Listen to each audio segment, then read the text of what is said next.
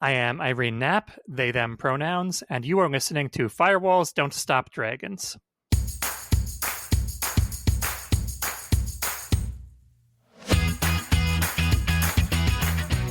Hello, everybody. Welcome back to Firewalls Don't Stop Dragons. I'm your host, Gary Parker. Today we have episode 384 for July 8th, 2024.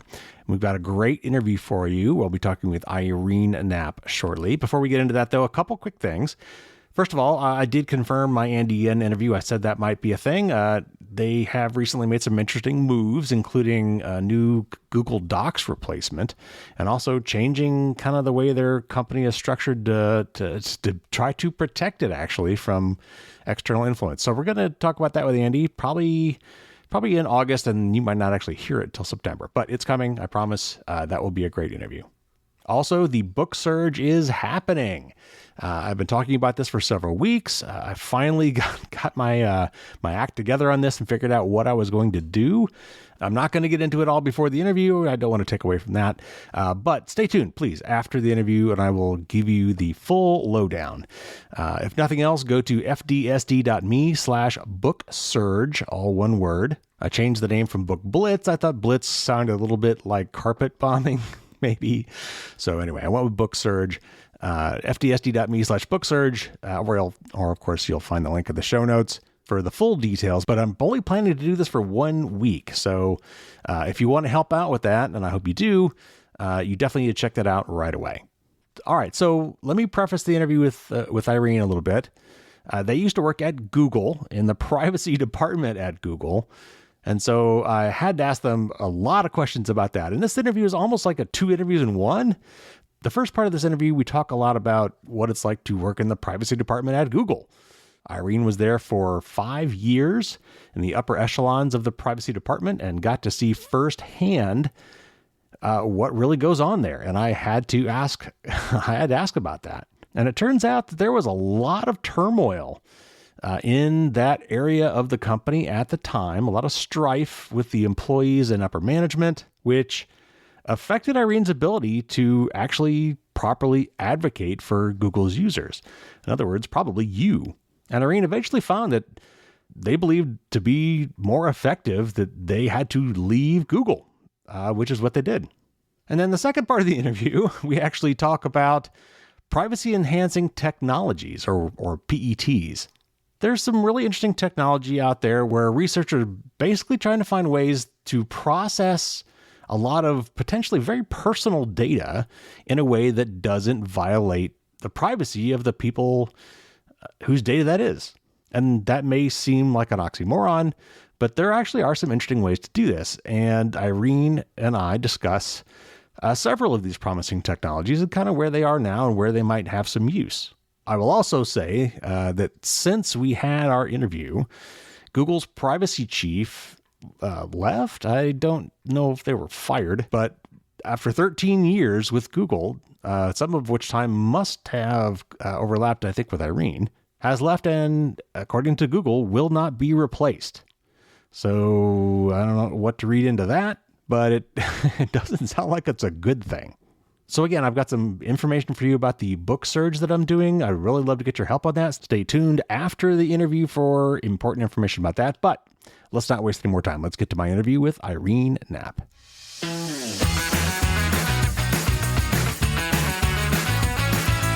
Irene is an ex-Google information privacy expert, now in the nonprofit world, and an activist around topics including trans rights and mental health. Welcome, Irene. Thank you so much. I'm glad to be here. Oh, I cannot wait for this. So I bash Google pretty much on the reg and, over privacy in particular. And so I'm really interested to talk to somebody who's actually worked there in the privacy space, no less. So this is going to be great. But ironically, even though that you're from Google and I bash on them, I'm hoping today we can actually talk about perhaps ways that we can use data in a positive way. So a little bit of a little twist on that. Why don't we start by you telling us a little bit more about Internet Safety Labs and the kind of work you guys do there? Sure. So we believe, in my career at Google, I felt that I was holding the company accountable from inside. I felt that was what I was doing, was making things better for everybody. But I no longer believe that change can come solely from inside the system. I believe there needs to be external independent oversight. And I believe that independent safety testing is necessary. And we say safety, not privacy, because privacy is the company's framing, right? They want us to view this as an exciting new thing. And I'm here to tell you, actually, safety is a boring thing that we should all be routinely demanding. Every child's toy, if you buy a toy teddy bear, somebody has made sure that it's fireproof material. There is nothing like that for software. Nothing whatsoever. Yeah, that's except very true. these and there needs to be. We need to live in a world, it should be clear to the public these days that software can harm people. And we need the same mechanisms that we have in every other area of society. The companies want us to believe it's a big ask, but it's not. Well, I just made that point recently on a podcast where we've got liability for every other industry I can think of. You can't ship an unsafe car or unsafe food or unsafe drugs or unsafe toys. And yet, for some reason, software has gotten away with this terms of use where they say, use as is at your own risk. And how that ever came to, why that's still the case, I don't know. I think a lot of the way it has gotten traction has been, ideology that people perhaps accepted with less of a critical mind than they should have. People, including me in my past. I want to stay nonpartisan here, so I won't, go into depth on that. But I think that there's this tech ethos that we all kind of bought into, we will make the world better through technology, whether you like it or not. But society is a stakeholder if you're seeking to change society, right? Yeah. And I think early on it was, kind of like the old Facebook thing, move fast and break things. And I think they were like, hands off until, this is too nascent. This is too early. You're going to stifle this amazing thing that we're creating here. Hands off for a little while. And we just never got the hands back on. I tell my team at work, move slow and be careful. I tell them, do not listen to Facebook. They are wrong. Yes. All right. So let's get into this. How did you come to work at Google? And then tell us, what was your experience there and, why did you ultimately leave? Yeah, so I had what is kind of a non-traditional life path, but a pretty traditional tech path in that I'm self-educated, and I moved to the company that I saw as the one doing the most interesting work to truly advance the state of the art, because I believed, and I still believe, in making a better world by building things. And I believed in the company's stated ideals. And at the time, I thought they did too. What, if you don't mind asking, what kind of time frame are we talking about here? I was there for 5 years. When did you and how long ago did you start? Oh, yeah, I'm sorry. I was there. I joined in, wow, it's been so long that I need to properly remember this. I joined in 2014. Okay. I left in 2019 through a sequence of events bound up with what had become a labor movement at that point. So you got in there with ideals. What did you find when you got in there, and what was it that ultimately caused you to leave? Well, at first, I found a lot of people who seemed to share my ideals. I'm transgender, right? And we are disproportionately represented in the tech industry, more so than any other industry, partly because many of us grew up online. For people my age, the internet was the first place we could be ourselves without fear of persecution. And so many of us became very technically knowledgeable. And actually, many of us specifically went into information privacy, which makes sense when you hear it. But right. So, I found a lot of like-minded people, some of whom I still very much admire, and, who I kind of learned my own activism skills from. I had events in my life which had led me down this path of feeling that we should not passively accept the world we are given. We should seek to make it better. But it was during those first 2 years that I was at Google that really gelled for me. And at first, the company seemed to welcome this criticism. It had a culture of appearing to welcome bottom-up grassroots leadership. And people I knew had made change of various sorts through that sort of bottom-up advocacy before. And they were always told, this is good. The company welcomes this. I still believe that many of us, we did bring important perspective to the privacy conversations, and I'm sure we'll talk more later about the corporate narrative there and why I don't recommend accepting it uncritically. But I believe that marginalized experiences are a necessary part of that because we're thinking of dangers that other people aren't because of our lived experience. It's a job qualification. And not just to ourselves, but to other marginalized groups who we talk to on the regular and I felt rewarded for my privacy work there. I have come to understand that like upper management, and that by that I mean like VP level and above, views privacy as, it's revenue negative, but it's intended to be, but they view it through a much more cynical lens than what the people I directly reported through led us to believe. And some of those people I believe that they believed in, and some of them I believe they lied to my face. And that's been quite a thing to unpack over the years. So did you find, I don't really honestly follow the other, when Larry and Sergey were kind of descendant, I don't really follow it. So did you notice these changes were kind of tied to upper management changes, or was it a company shift, or? It was. Okay. It was. Around the time of the Alphabet restructuring was when things really started to go south. Now it's not just that like Sundar is a different style of leader than Larry and Sergey were.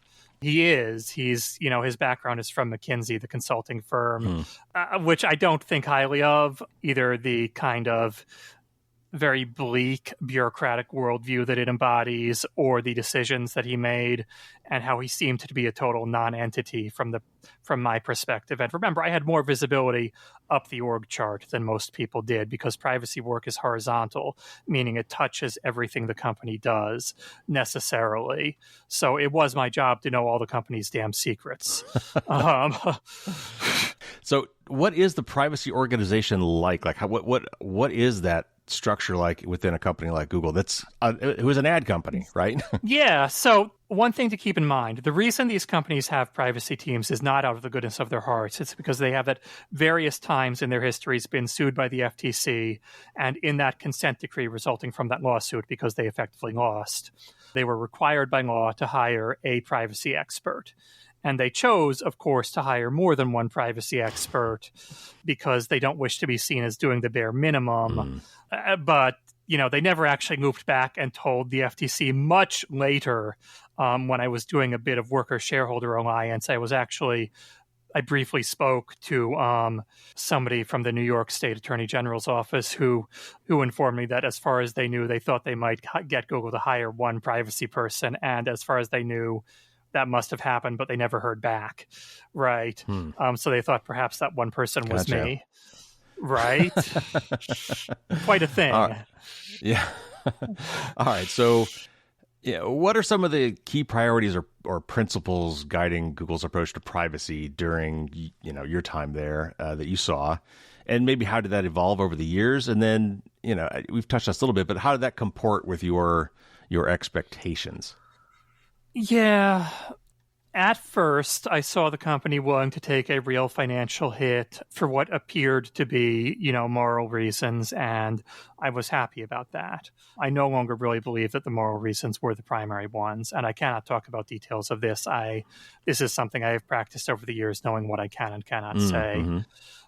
At first, I was relatively happy with that. As time passed, I came to see that they were accepting pushback only to the extent that it didn't challenge the stuff they had already decided to do effectively, or that they had decided they needed, or that they had decided they felt entitled to. I also came to understand, and I told my teammates this, but even as somebody who knows it and is trying to correct for it, it's hard. We're all biased when we're within an incentive structure like that to view management dictates as laws of nature. They are not. They are things that humans decided.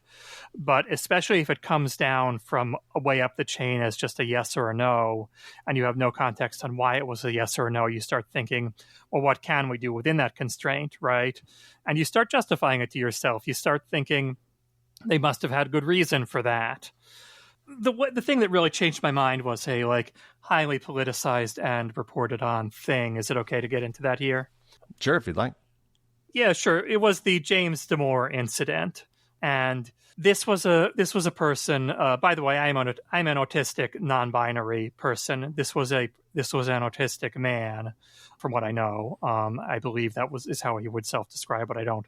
Who used his neurodivergence as an excuse to write this political piece expressing the view that women should not work at Google, and so a bunch of us were quite upset by this. Sure. And we looked into it. And what we found was that this document appeared to have been written to toe a very specific legal line. Like, things that get litigated, that form test cases, were always constructed. I know this because I'm an activist in other contexts. You never happen on those fact patterns by accident unless you sort through thousands of people who've all done something like this. It's always like a plaintiff who went out of their way to create a good test case by not having extraneous facts. And this document appeared, according to people we talked to who I can't name, to have been constructed to be a test case for a legal principle, which they appeared to be going for the argument that saying that women shouldn't work at Google is protected labor organization. Okay. And we were deeply upset by this, and it prompted us to read up on what our labor rights are, which we had never done before. In all this activism up to now, we had been perceiving it as something welcomed by the company, which I no longer think it really was. I think they had a variety of strategies to make us feel that way while diffusing any real change by making promises that will never be followed up on, by finding exactly what they can get away with by breaking every moral decision down into a million fine-grained choices, so that you lose your concept of right and wrong. It's lost in the paperwork. So we learned that we actually had a right to talk about politics as long as we did so within the context of our working conditions. And certainly, if somebody is saying that I should not be working here, that is a working condition. That is a hostile work environment. And so we read up on our rights, and we realized that more broadly, we actually even had a right to talk to the press about our working conditions, and that Google had, through a variety of internal policies designed to mislead without prohibiting anything that they're not legally allowed to prohibit. They had led us to the belief that it's very dangerous to talk to press. And actually, I think press are your ally as long as you know who you're talking to when you have a situation like this.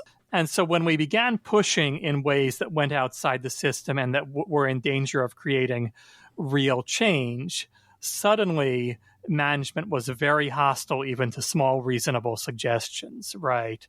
Like, again, these are our legal rights. Yeah. But they know, and it's my job as a privacy person, or it was my job as a privacy person, to identify things about the products that could hurt people and to make sure that they don't. Right. Suddenly, the company started stonewalling us on stuff and subverting even some of its own procedures for certain sorts of decisions. So it became clear over time that the company had a very effective internal messaging strategy for defusing this kind of criticism and making us all kind of blame each other for not raising concerns in the right way or what have you. And that they had been doing this from the very start. Anytime we tried to raise anything really big that really challenged their power, especially, the interests of marginalized communities, both inside and outside the company, very frequently do wind up at odds with the profit interest. Oh, sure. Yeah. And, so having studied our labor rights, it was an all-consuming couple of years, which I will spare you. But suffice to say, it became clear that with the skill set I had acquired in talking about all this, I could advance the cause better from outside the company, where I'm at more liberty to say critical things than I could from inside. And therefore, I pursued a kind of, I diverted the company's hostile attentions toward myself so that other people wouldn't take the brunt of it, and so that we could test the limits and know where they were so that people could make conscious decisions about when to go over those lines. And that, I started going down that path consciously about a year before I separated from the company. Well, that sounds harrowing, and I'm sorry you had to go through all that. No, I'm very proud of it. This is a part of my life that I look back on. I am horrified at everything the company does and did, but I am very proud of this. And, yeah. Okay. Let me ask you this question. I'm not sure how much perspective you've got on this, but what is your sense for how Google compares to some of the other ad-driven companies like Facebook or Twitter and some of these other companies that have these quote-unquote free services that where we are the product? How do you think they all compare? Who's the worst at data collection? Who collects the most stuff? I don't know. Do you have a take on that? A hot take? Oh, well, yes. If you had asked me why I was working there, I would have said that, of course, Google is the best because they have all these privacy people, right? I don't know that I believe that. On the other hand, the competition is bragging about their malfeasance. So Google kind of tries to play like we're the good ones to regulators. And in my role, I was occasionally the one responding to regulatory inquiries, by the way, through a lawyer. Like, it didn't get my name on it. But sure. Google tries to like control the narrative by being like, we do all this privacy research. We have this groundbreaking math, right? We're the good ones. You can trust us to lead the way. But can I tell a Dungeons and Dragons joke without play with your audience? Are you kidding? It's called Firewalls Don't Stop Dragons. I thought it might be. So there's an old joke, right? A party of adventurers is in the woods and they're attacked by a dragon. And the party members are running from the dragon. And somebody says, "What are you doing? You can't get away from the dragon." And the other party member says, "I don't have to run faster than the dragon. I only have to run faster than you." Right. Right. And that's what Google is doing here. They're trying to look better than Facebook. It's a very low bar. Right. And the public should not accept it. Right. Well, okay. So I want to talk about privacy enhancing technologies today, and maybe how we can. Please. You could use some of this data for good and not for evil, and I use that term specifically in relation to Google since they used to be the ones who carried that banner. But okay, so I don't know how far this goes back and if this is something you actually saw while you were there, but they have this thing they're calling Privacy Sandbox, and they have the death of the third-party cookie. That bell has been rung many times over many years. They just pushed it back again. But Google's an ad company. They make the money off of this. And so I guess maybe, I don't know if it was GDPR that pushed this, or if they just saw the writing on the wall, or maybe it was because every other browser is automatically blocking third-party cookies, or maybe all the above. But they have come up with these technologies that they claim is much more privacy-preserving. And honestly, on paper, it kind of looks better. So I'm curious, what did you see around Privacy Sandbox and this Topics API, which was Flock before that?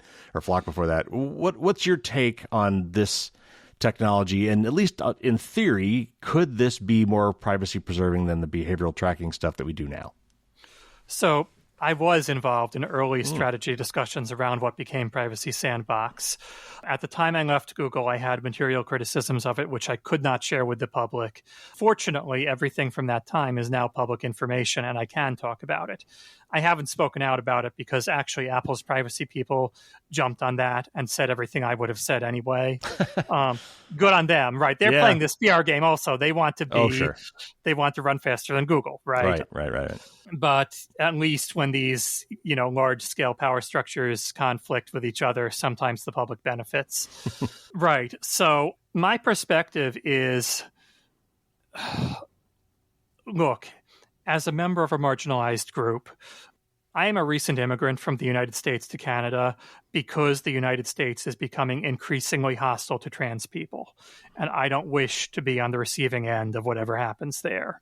And I have the wherewithal to do that. Very few people do. Right. Nowhere in the world will be far enough if America really goes down the dark path. But so it's more a question of where you stand and fight. But we are facing a potential reality where within 5 years, it could be a crime to be trans in the United States, which, again, look, I'm old enough that when I was born, I could have been institutionalized for being trans, right?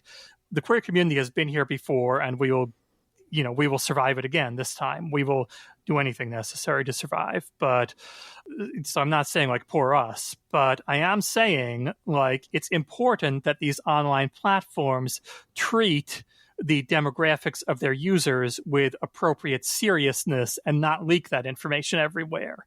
And it's not just queer stuff. Sure. They could leak racial information. They could leak religious information. They could leak all sorts of things that people would be subject to discrimination for. Right. Right. And it's really important that they not do that. And the problem with the Privacy Sandbox thing is, right, these technologies have changed over the years, but I believe it's still fundamentally based on this idea that it does client-side computation to classify users into about 10,000 buckets. Possibly more, possibly less. The number may be debatable. I'm sure it'll change. And I'm sure the company is would be happy to change the number because they're like, oh, we did the math and this is better now. We addressed your concern. But the point is, it's enough, right? Like, all of these marginalized groups are like several percentage points of society are from this background. And so any reasonable number that's useful for advertising purposes is also going to be useful for identifying marginalized groups. And because it's a black box machine learning system, you can't even know, did it do that? It probably did. It probably discovered that people who buy rainbow sneakers are more likely to, also buy other products, right? Right. It probably discovered that proxy for this because it's Right. told to do that. It's told maximize profit. And it would be illegal to use some of these categories for targeted advertising, especially, I believe, employment status for targeted advertising, if you knew that's what it's doing. But because it's an unaccountable machine learning system, it launders that bias. Right. And I think that's where a lot of people miss the boat on this is that a lot of these things, and I think even if when I remember reading about Topics API, like they specifically, I think, said that they were not going to allow or whatever categories that would be, sexuality and religion, and they were going to kick those out. But you're right in that if you've got enough data, you could find proxy information that could get you right back to a lot of that same stuff. It's like location information. If you have 3 location spots for somebody, you can pretty much tell who they are because where they are from 9 to 5, Monday to Friday is probably where they work. Where they are every night is probably where they live. And where they go on Sunday is where they worship. And if that'll nail down a lot of people just with those 3 data points, right? Identifying people, right? Even though none of that had identifying information on it. And there's just a lot of correlation that can be done, especially now in the age of AI with, machine learning models. We're getting really good at finding patterns.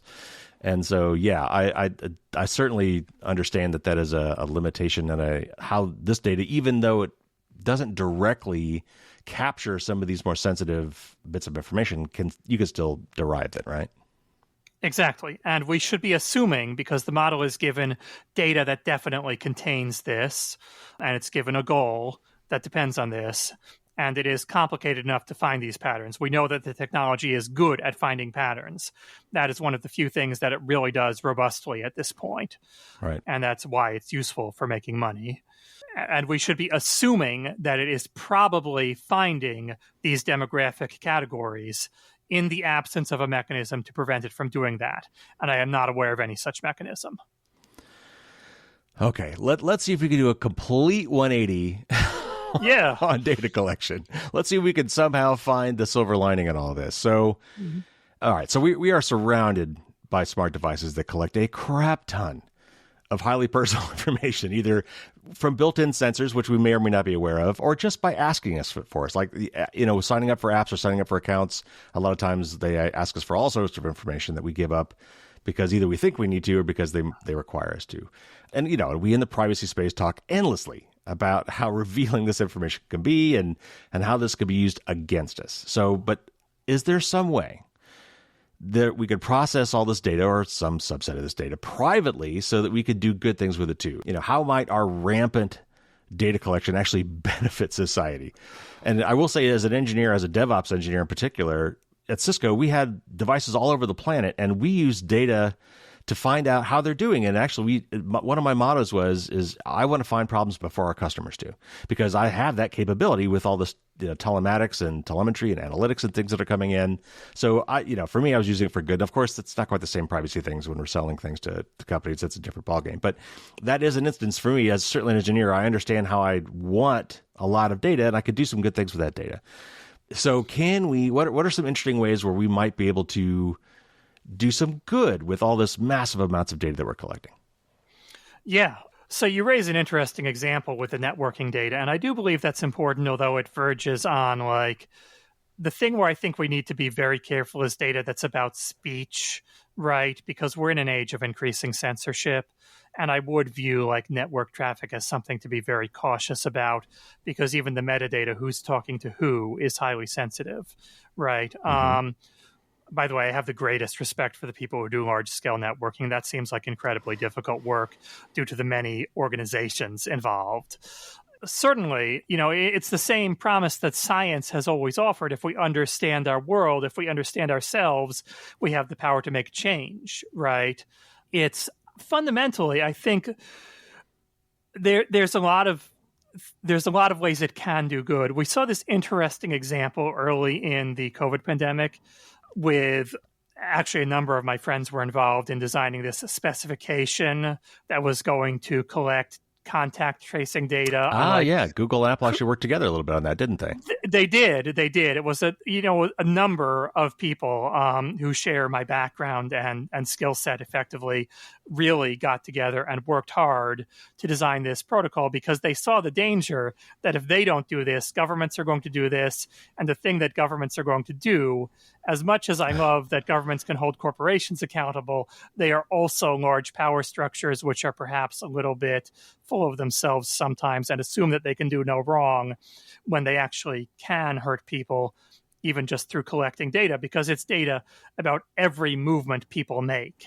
So they designed a protocol which is kind of double blind, which neither you nor the server nor anybody you meet knows that you have done that until this kind of mathematical operation happens, which combines all this data and which only succeeds when all the parts are there, which means that you were in the same place at the same time as somebody else. And then the two of you are notified that you were in the same place at the same time. So you can be like, hey, I had COVID. Sorry, you have COVID. Nice idea that people care about each other enough to prevent them from getting deadly illnesses. Right. Right. Nice thought. I would have liked to live in that world. Yeah, that was a fascinating case study. And the fact that the Google and Apple worked together on that, I thought was actually kind of, I don't know, heartwarming in a way. It was inspiring. And I want to emphasize it was upper management took PR credit for it, but this was the hard work of the individual contributors, the people who are fighting for what they believe to be right and who see moral dangers here that they wish to steer the ship away from. They dropped everything and worked on this. They pulled everybody in. Was this driven by the engineers and the employees as opposed to management? Where did this come from? Well, I was outside at that time. I was doing some soul searching in the period between when I left Google and when I joined the nonprofit world. So I don't know who initiated the effort, but I can say there is no way it could possibly have happened without the engineers viewing it as a moral duty.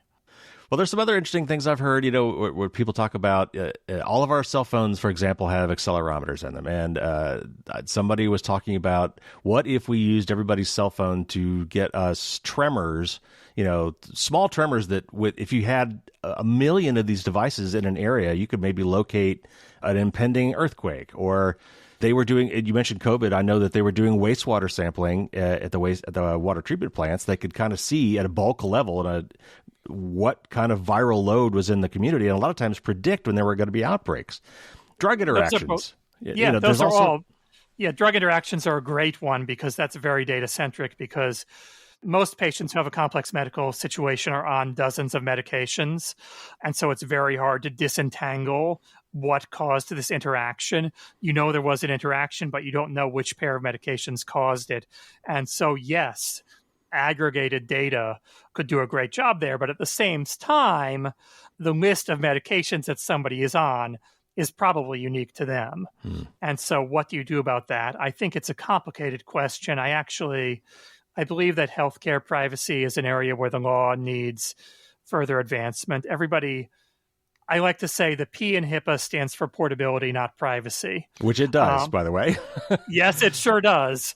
People incorrectly assume that because there's a law about this and because medical providers do take the law seriously, that the law must say the things they want it to say, that our modern expectations and fears about how this could be misused are actually legally binding. They're not.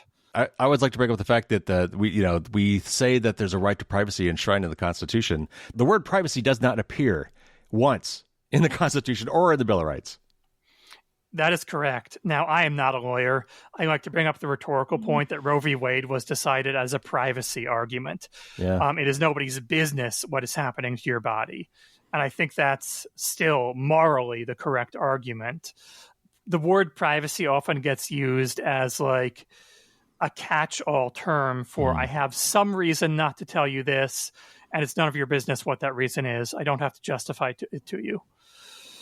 Right. Yeah. And I love the Snowden's quote on this, and I bring it up probably too often, but he was quoted saying, I think this was like on a Reddit AMA, where he said, arguing that you don't care about the right to privacy because you have nothing to hide is no different than saying you don't care about free speech because you have nothing to say. It's a right. The whole point with rights is you don't have to fight for them. They just are. You don't have to justify them. You have them. And that's different than a lot of other area of law. And I will say, as somebody, in my professional opinion, as somebody who spent every day for 5 years identifying the ways that software can hurt people, everybody has something worth hiding. It's just most don't know what it is until too late. Yes. All right. So given that we care about privacy, and let's talk about some of these privacy-preserving technologies. There are actually several efforts underway to do this, which is really really cool. And I want to make sure that people are aware of these because I don't think it gets enough attention. One of them is called, and we're calling them privacy enhancing technologies. It's actually a term of art. It's a PET or a PET. Pet sounds weird. It's a PET. And one of the ones is called differential privacy. Let's start with that one. Can you maybe explain what that is in simple terms? And then, how does it work to balance the utility of all this data while still preserving our privacy? So that's a really interesting one. Differential privacy is for situations where you are publishing some data set, think like the census records or something, but you want to protect the people who are in the data set. So you want to say there are like 10,000 people living in this suburb, but you don't want anybody to be able to identify who a specific person is. And that is challenging because there are sophisticated attacks these days, which can you'd think that like rounding it off to the nearest 1,000 is safe, but it's not. You can compare different versions of the same data set, and you can identify individuals, track their movements across time. Or cross-correlate with a similar set of data. Or cross-correlate with a similar set of data, exactly.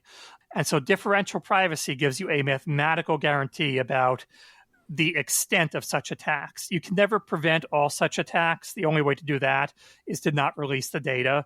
But differential privacy kind of blurs the data. It adds noise to it in a very calculated way. It's a very specific type of noise that follows, I believe, a logistic pattern, such that these attackers can never gain more than a certain amount of information that you choose in advance and that you call by the mathematical constant epsilon. You choose your privacy epsilon, that you're willing to lose this much privacy, and then you redact your data before publishing it.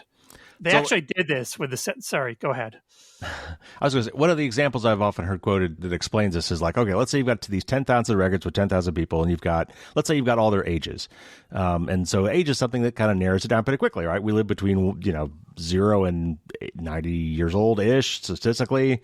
And if I knew what specific age you were on this specific year, that might, dial me in. But let's say I go through all 10,000 records and I fuzz just a little bit everybody's age. Like, my age is reported as, this is not my age. My age is reported as 35, but I'm going to say Carrie was 37 and Irene, and I know this is probably not your age. They are 25 and, no, we're going to say they're 23. So they're both off by 2. But if you took the average of everybody's ages, you could still get the average age of everybody in that 10,000 thing and use that average ages, for your data, but any individual record was wrong. And therefore, hopefully unidentifiable. I'm quite flattered by that. I have not been in my 20s for a long time. Yeah, that's exactly right. And it's a very well-chosen example that you just adjusted a couple of years, and that makes it harder to do that, like, cross-correlation. You can't eliminate this record when you're cross-correlating because it could be this person or it could be that person. And therefore, you can't narrow down other people because you couldn't eliminate that one, right? And so you only have to add a small amount of noise, usually. Is there a particular place we've talked about the census, and that is actually where I've heard this particular technology referred to a lot, so to not being able to identify individual records within census data. But where else might this be handy? Where else might this particular, where differential privacy be a good technology to use to allow us to process data and get some good, statistical data, information on data without identifying individual people? You raised the earthquake scenario, and I do think that's a very useful one. Now, location is a very sensitive thing. In a sense, your location almost is your identity, right? There was only one person who was where you are at this time of day. There's only one person who goes back and forth from your home to your workplace every day, right? So it's difficult to make that private, but that's a mathematical parameter that you can decide how much you're willing to lose and put that into the system. And it's very likely that you could still get something useful for like early warnings of earthquakes out of it. Now, I say that very likely, but I have not done the earthquake math here, right? I'm not a geologist. Right. But from my background, it seems like it should be possible. Healthcare, like, again, tracking not epidemics, but tracking emerging outbreaks, right, is a scenario where it could be very useful because it can let you know, hey, there's a cluster in this region. Maybe look for any big events that possibly didn't have adequate hygiene precautions, something like that. And it's just a starting point for the epidemiologist to do the work that until recently I would have talked up at great length how much work they do to protect us. So it seems like where this particular technology really comes into play is the situations where we can glean a lot of important information from aggregate data and statistics about the aggregate data, where we want to protect the individual privacy of each record of data, but we still might need access to those records. I don't know, maybe to do follow-up or something. So differential privacy works in like a set of data where you want to do statistics around that set of data. Differential privacy is a transformation you make to an entire data set.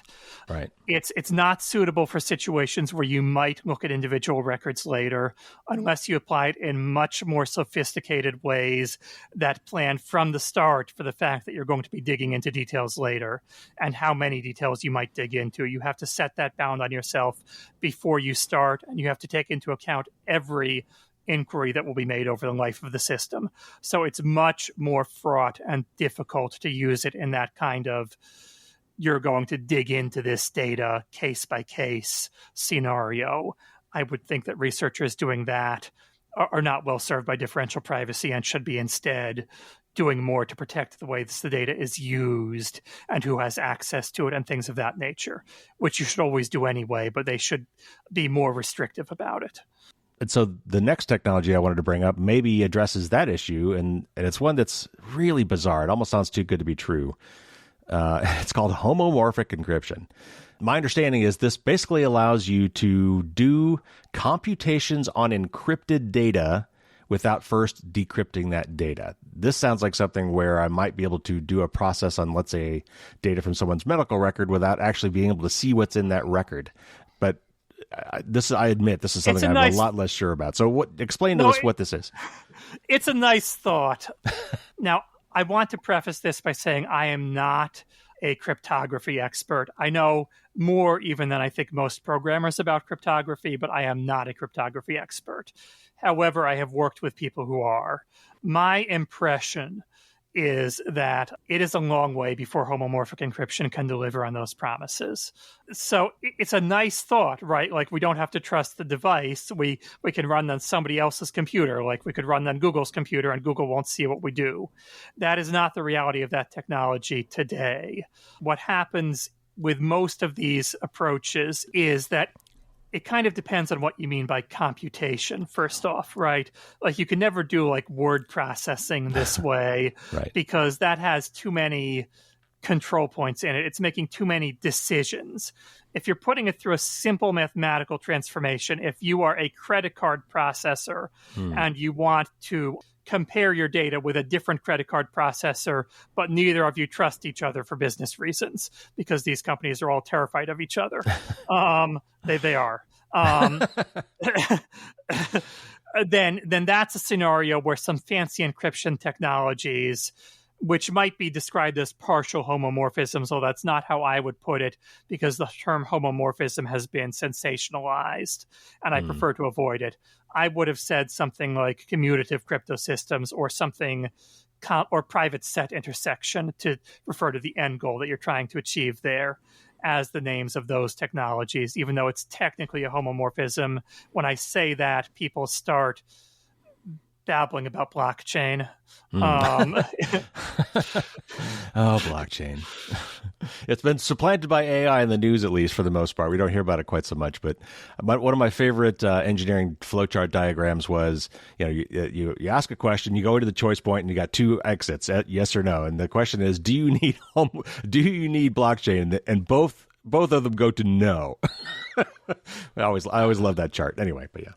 I agree with that. At any rate. All right. Okay. So what about some other ones? There's some other very interesting privacy-enhancing technologies out there. Let's rattle off a few of some of the other more promising ones. What are some other things that are being done out there to try to allow us to process data without necessarily giving away people's information, private information? Sure. So I touched on the moment ago, there are these interesting things. Secure multi-part computation is this neat technique where you combine data from two separate sources. It's some fancy encryption that I don't think it's a good idea to go into. I understand this. This is one of those few topics where I can hold my own, but I don't think that your readers want to hear this math. Yeah, just give us the TLDR. Yeah, the short version of it is, I have some information about myself. You have some information about yourself. We want to find out what we have in common, right? We've agreed on some criteria where, like, if you and I both have the same favorite flavor of ice cream, then we want to know about that. Otherwise, I'd prefer not to know about your terrible taste in ice cream. Right? This sounds a lot like a zero-knowledge proof. Is it based on a similar concept? It is an analogous concept, and I believe some mechanisms for zero-knowledge proofs are along these lines. We can get into that in a moment. But secure multi-party computation, we both encrypt our stuff in this fancy way, and then we have a neutral third party combine it in a way where, like, only the third party can see whether anything was the same, something to that effect. Or there are other protocols where we don't have a third party and one of us is doing the combining, but we still only see the thing that agrees. Okay, we don't gain any. It doesn't require us to have a trusted third party. It can work that way, but it doesn't have to work that way. That's an option that can make these protocols easier to design. There's a number of ways to implement this, which all have different constraints, different types of properties we can set. Okay. Anything else? We briefly touched on zero-knowledge proofs. Let's come back to that real quick. I've actually tried to describe this myself before, and it's tricky, but how does that play into this? How is that a PET? Zero-knowledge proofs are a very interesting technology. I have yet to see an application of it that really fires me up for, like, this is using its potential well, but it's a cool thought. You mean like two billionaires figuring out who has more money than the other? That's the classic example, right? Right, that is terribly useful for, yeah. Yeah, exactly. But it's like, I want to know, like, if you can afford to show up to this fancy party or whatever, but I don't want to know anything other than, did somebody pay for this party? I don't even want to know who you are, right? A zero-knowledge proof is an argument that lets you convince me that you belong here. Oh, I do know of a good, actually, Cloudflare. They're the ones who applied this very well a while back. They have this thing where, and I don't know whether Cloudflare deserves the public trust or whether this particular technology is even sufficiently rigorous, but it's a cool idea. We have to not let the fact that it's cool blind us to... As an engineer, that's hard for me to do, but I feel you. Go ahead. I am very subject to that bias as well, but it's important. But it is really cool. Like, Cloudflare has this thing where it's like you have to, like, do a CAPTCHA to, like, view a website, right? And you get a cookie, but they claim that they can't identify who you are, even though they set a cookie with a unique identifier, right?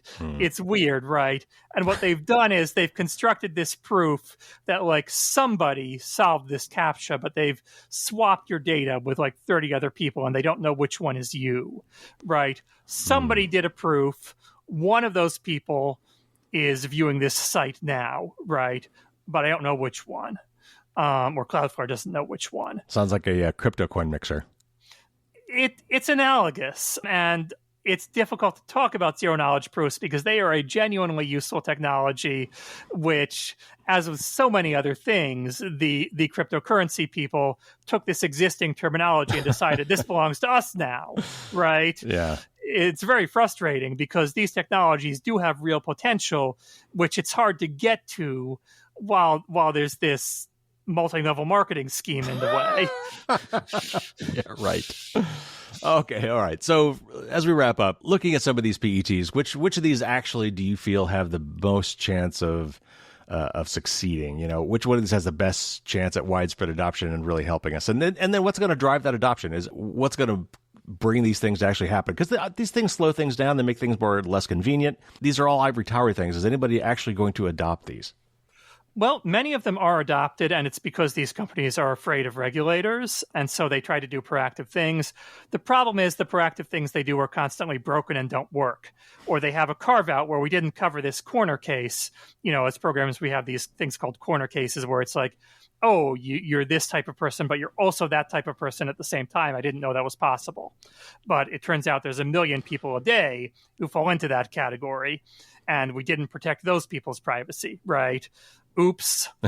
And so to make it real, it needs to not just be something that companies talk about, it needs to be something that they're held accountable for. And for that, we need regulatory scrutiny. I firmly believe that we need regulatory scrutiny because regulators are independent and it's very similar to the aviation model where we have this worldwide system of, the FAA and the NTSB have in-house technical expertise and investigative authority, perhaps not as much as they should have. I've heard from aviation people that they'd like it to be better. But in computers, we have none of that, and we should be aspiring to have even that, right? The companies should have to explain this to experts. They should have to show how it works. They should have to go into detail on it. They should have to earn that public trust. Without outside, truly independent scrutiny by people whose paychecks don't come from the same organization, that cannot happen. And it's not for lack of moral will on the part of the privacy workers. It's for, it's your job. They'll fire you if you push too hard. Yeah. And I make this argument a lot about regulation. A lot of people, as soon as you say the word regulation, you lose half the audience. But there are reasons for regulations. And as you point out, there are reasons why I don't have to personally inspect my plane before I get on it and fly. There are reasons why I don't have to poison test my food before I eat it. There are reasons why I don't have to do drug tests before I take a drug. Someone's done that for me, and they did that because they were required to do so by some law somewhere. And that's regulation. I don't think everybody in the world appreciates how often, restaurants actually do cause food poisoning, but it gets caught very early because of these regulations. And so hardly anybody is affected. The problem gets fixed. And so you can't see something that doesn't happen. So you don't see 1 million cases of food poisoning because we prevented them, right? But if you look at local news reports or you look at any public records on this topic, it's very clear that these are widespread problems. The FDA inspects food before it goes on sale in the stores. They catch a lot of problems, and a lot of products get taken off the shelves before people get sick, right? And the company made the case to us as workers, and at one time in my life I believed it, that they should be subject only to what they call self-regulation. They should be judge, jury, and executioner. Mm-hmm. And they made the case because they believe that rapid innovation is only possible in that light. But no, this is a bluffing game. The company intentionally does not educate the public or regulatory authorities on these engineering details so that they can then go to the press and claim that any criticism is not informed by the technical realities of the situation. So that they can then say, well, these politicians made this law without our input. Yeah, because you refused to give your input, right? They're playing chicken.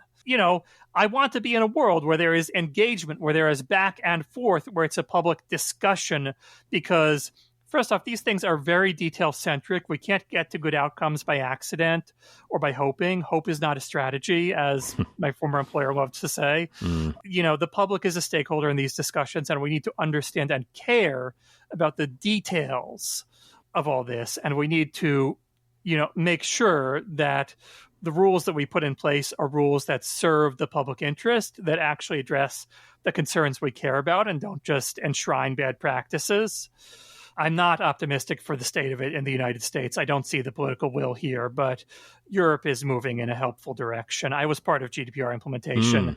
It was the only time that I really saw what the company could do when it was highly motivated. Right. And why aren't they doing that all the time? Right. Well, and I don't want to be a capitalist apologist, but I think a lot of this is these companies their shareholders demand return. And when they see money on the table, they said, you got to pick that up. I mean, and that money in this case is monetizing your data because there's nothing saying they can't. So it's perfectly legal for them to do so. And the shareholders like, well, would you make more money if you did that? And they're like, yeah, well, then do that. So, I think I'd be very interested to know what level of some of the executives of these companies would be happy to have regulations so they wouldn't have to bow to shareholders' demands to do this. I think there are at least some out there. Maybe I'm a wide-eyed optimist, but I think there are at least some people out there that's like, please, regulate us, please, because I don't want to do this anymore, but my shareholders demand it, and there's nothing saying I can't, so I will. I don't know.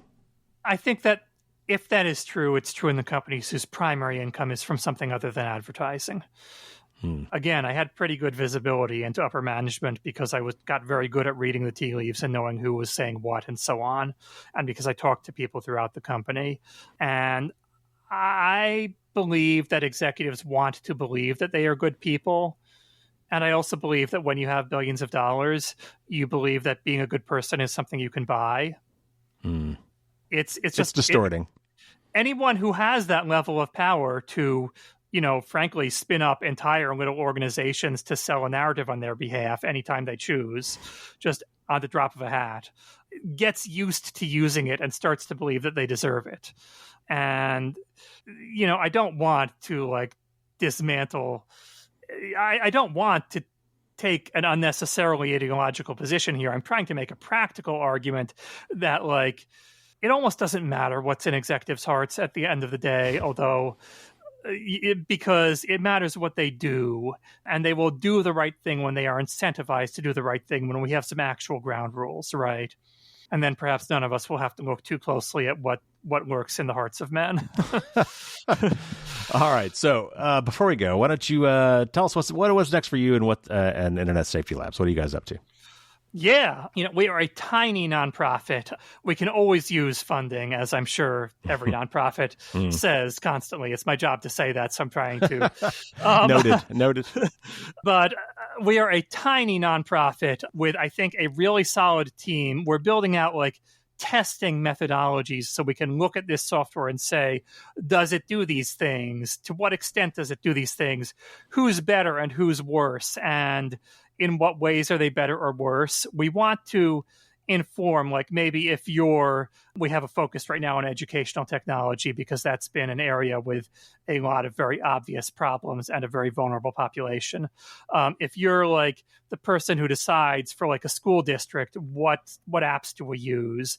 You can look at our research and we will tell you which apps are better or worse. That is all public information, free on our website for anybody. We also hope that over time, regulators will pay attention because they're the ones who have the power to take action here, right? Technology companies have the power to take action, but in our experience, they don't want to hear it, which makes sense. We're telling them about some additional money that they're going to have to spend to fix a problem. They'd rather not spend it, right? It's cheaper not to. So regulators are the ones who have the ability to take action. And I think there's a lot of work to be done over the next few years to bridge the knowledge from industry to everywhere where actual policy decisions are made and where we can do informed, nuanced protections that, protect innovation while moving forward with protecting society as well, right? All right. Well, good luck with that. We need it. And so I very much hope you succeed for all of our sakes. Thanks so much for coming on the show, Irene. My pleasure. Thank you for covering these topics. They're so important.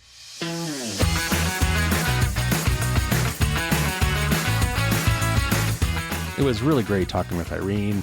They had some very interesting perspectives, and it was just so interesting to talk to somebody who's actually been in the belly of the beast, who has worked for Google, a company that I bash on a lot, at least in terms of privacy. I mean, I will say, and I've said multiple times, they make some really great products. Some of their, tools and apps and whatever are best in class. Google Docs is wonderful, but the privacy aspects just ruin everything as far as I'm concerned. So I was really glad to have the opportunity to talk to somebody who has spent some time on the inside about what things are like at Google and how they work there. In doing a little bit of research, trying to find some links for the show, I did run across an article that Irene posted on Medium when they left Google, kind of as a plea to their former employees about not giving up on privacy, and how Irene was not giving up on privacy, and how, frankly, tech employees working for these big tech companies have power, have say, can band together to push back from the inside on some of these privacy invasive projects. And they have done so. Some of these were government projects with like facial recognition and things like that, where they have been successful. I'm sure there's cases where they haven't as well. But if you are a tech employee and you are seeing your company do some things that you think are not right, you do have some power to make change within your company. I know it can be tough. You might need to band together with some of your other employees, but you can make a difference. Advocate for privacy where you can, push back on, privacy invasive technologies and over collection of data, and maybe take some of these privacy enhancing technologies that we've been talking about and suggest it to your employers that you try to incorporate those into your products where you can, for the benefit of all of us. So as usual, there will be some bonus Q&A with my guest for the patrons on the bonus podcast on Thursday. We talk a little bit more about what it was like to work inside the privacy department of Google. We talk about data minimization. We talk about how to properly erase a modern hard drive, including SSDs, which are kind of tricky to erase properly. So patrons, you will get that on Thursday as usual.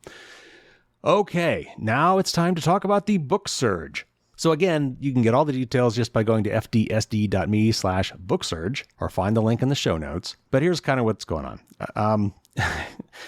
If you haven't noticed, I really don't like marketing. I'm not good at it. And that probably says a lot about, where my book and this podcast are at this point. I mean, they're doing fine. But I mean, I always feel like if I was better at self-promotion, that I would be reaching more people. And I don't want to be famous. I don't want to be rich, but I do want to help people. I want to reach as many people as I possibly can, because again, we can kind of build up this herd immunity of the more people that take these basic privacy and security measures, pick the low hanging fruit, the better off we will all be, because your privacy and security overlap mine. It's a we thing, not a me thing, as I often like to say. And so if I believe that, and I do wholeheartedly, I want people to read my book, and I want people to listen to the podcast and the newsletter and all that sort of stuff. So I kind of got inspired, and I'm trying to force myself out of my comfort zone a little bit more and try to do some promotion. And honestly, what I really need, which I also don't often do, is ask for help, specifically your help, my audience. I want to crowdsource some of this stuff where I can.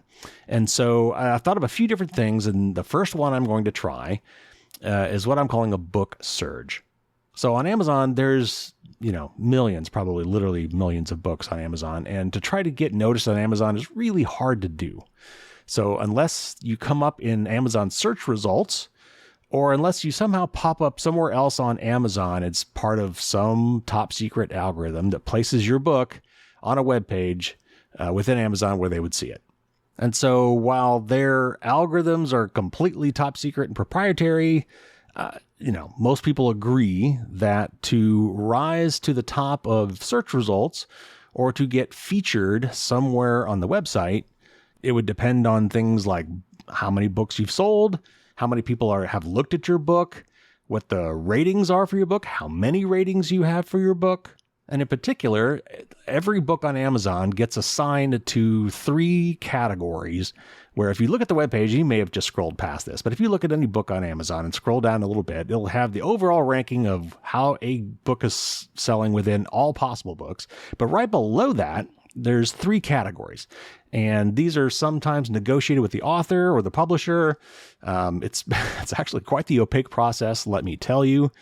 But there's these three categories, and they give you a ranking for where you currently are within that hour, I think. I think it's an hourly updated thing, where you are selling within that category. And it varies quite a bit. I mean, if there's a rush on book sales, then that, and your book doesn't sell any more than normal, then it's going to fall down because a whole bunch of other books are selling more. Or if it's a really slow day and for some reason your book has a few more people buying it than normal, that might pop you up a little bit. So it really varies quite a bit. But that is one way that people would see the book, is if they're clicking on a book category. If they're just kind of, show me books in the computer privacy area, then there's a list, and there's a ranked list. And so what you really want to be is you want to be on that first page of results. And by the way, just drives me nuts. One of the categories I'm in, I was looking at, and like of the top 10 books, 3 of the books were all basically titled the same thing and were the same kind of book. And it was WTF is my password. And so they're password journals. They're places for people to write passwords down. 3 of the top 10 books. Anyway, it is what it is. If you want to get seen, another way to get noticed is to be in those, in the top search results, in the first page usually, of any of those kind of book category lists. So what can you help me do? Okay, so for the next week, here are some things that you can do to help me get more notice on Amazon, to raise up in these rankings, to hopefully prime their algorithms to get seen by more people. So first of all, I would like to try to get into the top 10 of one of the 3 categories that my book has been assigned to. If you go to the article, you can it'll take you to those 3 categories and show you what the current top listings are in those categories. And I think the main way to get there, honestly, is straight up book sales. Some of these other things I'm going to talk about, I'm sure, feed into this as well. But this is where I've been saying, if you were thinking about buying my book for yourself, for someone else, maybe for a Christmas present, you can start your Christmas shopping early. Maybe you want to donate it to your library or something like that. If you were thinking about buying a copy of my book for any reason, do it this week. So between Monday, July 8th and Sunday, July 14th. I'm trying to get this kind of concentrated so that this is all happening at one time and hopefully focuses the effect. Also, I really, really need book reviews. Amazon really likes those book reviews to come from people who are verified purchasers of that book. So if you have purchased the book on Amazon, I would very much appreciate if you could leave a 5-star review. You don't have to put any text with that review. Just putting the star review will be very, very helpful. But a little text goes a long way. Just a sentence or 2 would be great. This is the 5th edition of my book, and unfortunately, Amazon doesn't let me carry forward the reviews from previous editions. So all those great reviews I've gotten in previous editions of my book are all gone. It's a clean slate when I do a new edition. Despite the fact that I've sold hundreds of these books on Amazon, I've only got 27 reviews.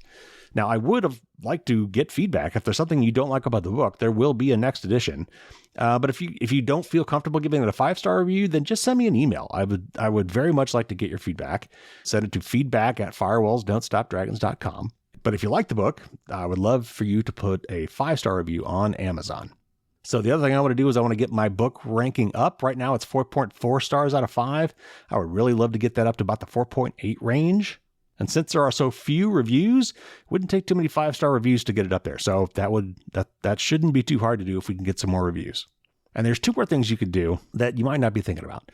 First of all, if you've spent some time on Amazon and you've looked at a book, you've probably noticed, or actually probably any product, but if you look at the book, right underneath that book, they will often recommend 2 or 3 other books under a heading that says, people also bought this.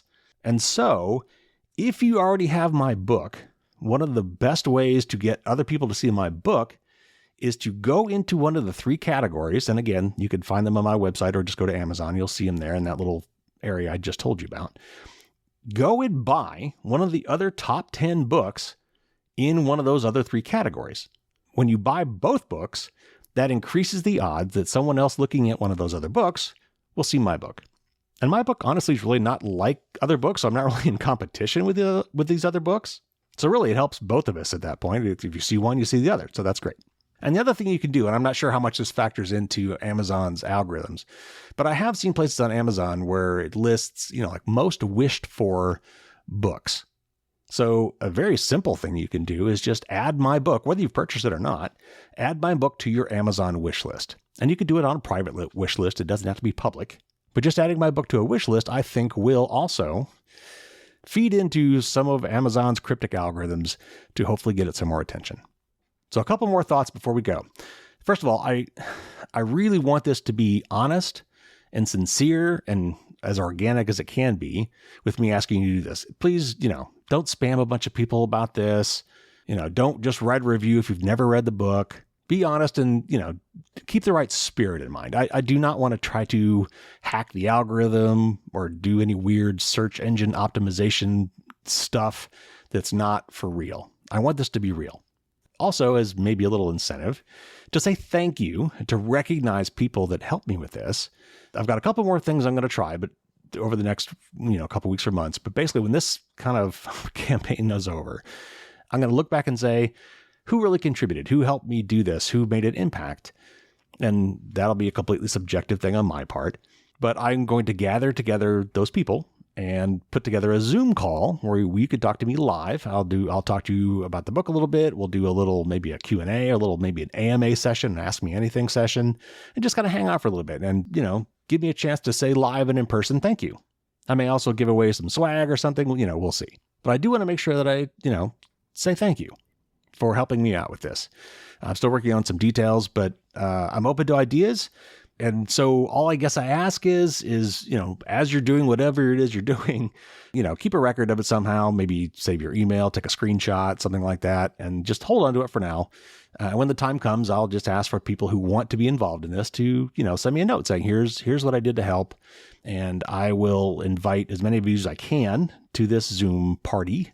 And I'll say thank you there. So that's all I'm going to say about that. Thank you for listening to my spiel. Go to fdsd.me/booksurge for the full details. And again, you've got 1 week to do this, but if you miss that, stay tuned. I've got a couple other things I might be doing in the next weeks and months, so it's not your last chance. And by the way, everything that I've mentioned today that will help me no matter when you do it. I'm just trying to focus it all this week in particular to try to bounce up in those rankings. So there you go. Thank you so much for tuning in. Take care, everybody. Stay safe out there. We'll have a news show next week. And until then, don't get caught with your garbage tail.